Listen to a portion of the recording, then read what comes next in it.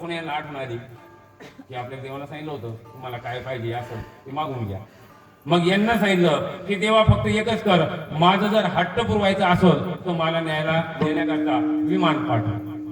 मग त्या ठिकाणी देवाचा धाव केला. भगवान परमात्मा प्रगट झाले. त्या ठिकाणी देवाला सांगितलं की बाबा मला विमान पाहिजे. भगवान परमात्म्यानं विमान पाठवलं. विमानामध्ये बसले कोण? तुकाराम महाराज.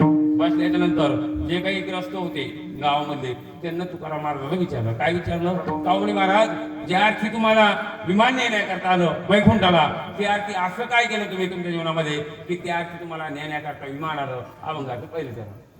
सदा नाम घोष करो हरि कथा, सदा नाम घोष करो हरि कथा, सदा नाम घोष करो हरे कथा, सदा नाम घोष करो हरे कथा, सदा नाम घोष करो हरि कथा, सदा नाम घोष करो हरि कथा, सदा नाम घोष करो हरे कथा, सदा नाम घोष इतका समाधान.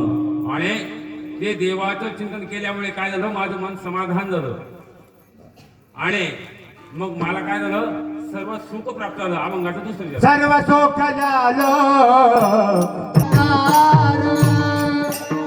हजारो सर्व अलंकार, सर्व सुख झालो सर्व अलंकार, डोलता तो आनंद निर्भय, डोलता तो अलंकार, सर्व सुख झालो सर्व अलंकार. लागली त्या गावाला किती कसं डुलतो तशाप्रमाणे मला सांगतात की मी तशाप्रमाणे माझ्या जीवनामध्ये डुलू लागलो. सर्वांनी काय करायचं? जे पुरुष वर्ग जे आहेत त्यांनी हात वर करायचे सर्वांनी. पुरुष मंडळी